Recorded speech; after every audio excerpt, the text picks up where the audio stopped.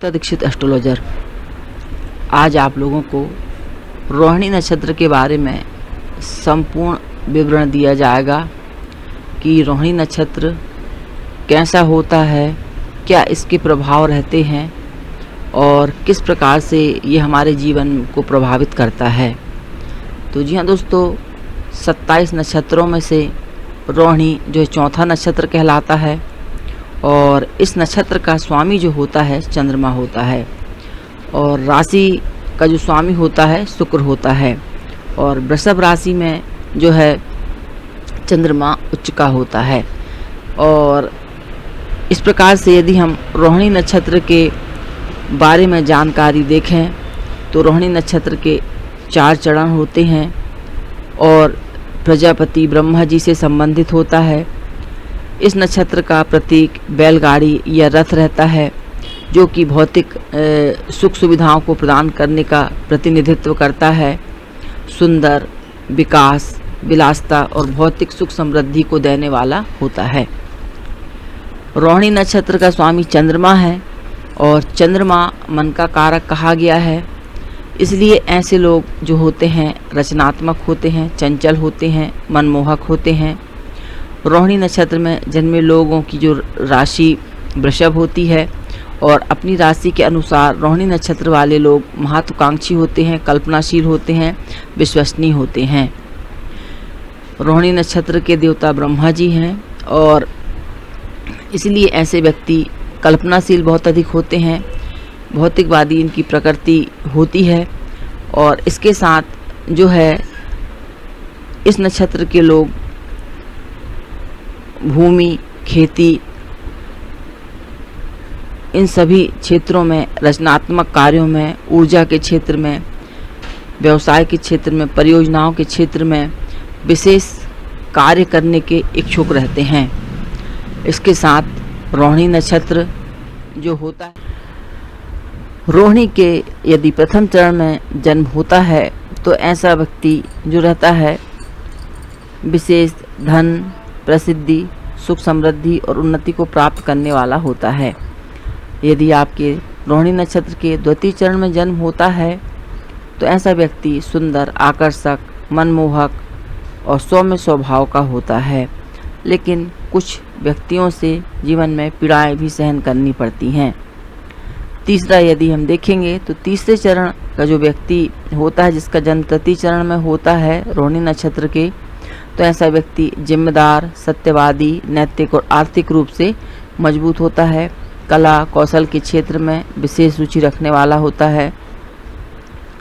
यदि रोहिणी नक्षत्र के चतुर्थ चरण में जन्म होता है तो ऐसा व्यक्ति तेजस्वी, सत्यवादी, प्रेमी, जल एवं तली पदार्थों का व्यापार करने वाला, भावनात्मक, सहानुभूति रखने वाला, परिवार से गहरा रिश्ता रखने वाला और मनोवैज्ञानिक और सामाजिक कार्य करने में विशेष सफलता प्राप्त करने वाला होता है।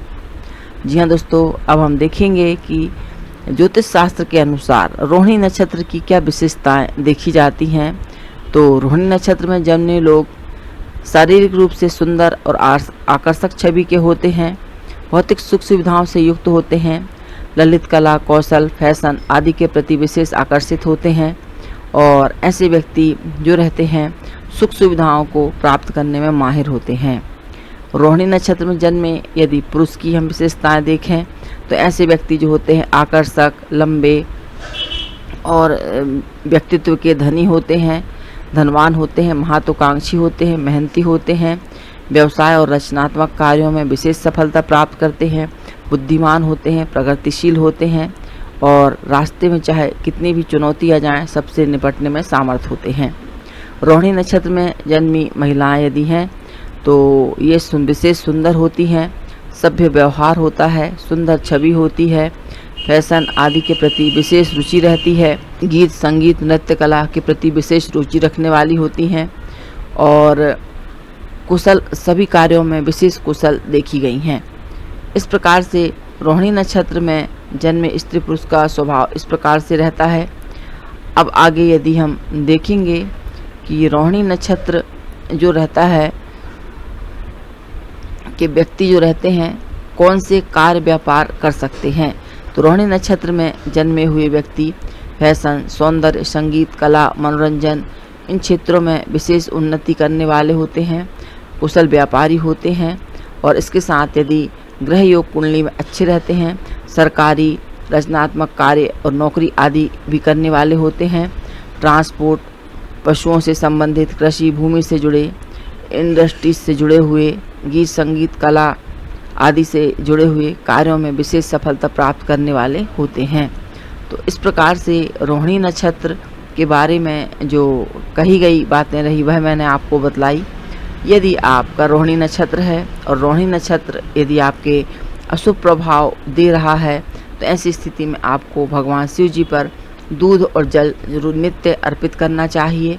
इसके साथ जो है आप सफ़ेद वस्तुओं का दान कर सकते हैं और सोमवार का व्रत रख सकते हैं, ज़रूरतमंद लोगों को भोजन करा सकते हैं और सफ़ेद पुखराज और जो है आपका 4 या 6 मुखी रुद्राक्ष भी आप धारण कर सकते हैं। तो इस प्रकार से यह रोहिणी नक्षत्र का विवरण मैंने आपको कहा, लेकिन सूक्ष्म विश्लेषण आपको अपनी जन्म पत्रिका से ही करवाना चाहिए। वीडियो अच्छी लगे तो लाइक शेयर सब्सक्राइब जरूर कीजिए। देखने के लिए धन्यवाद। नमस्कार।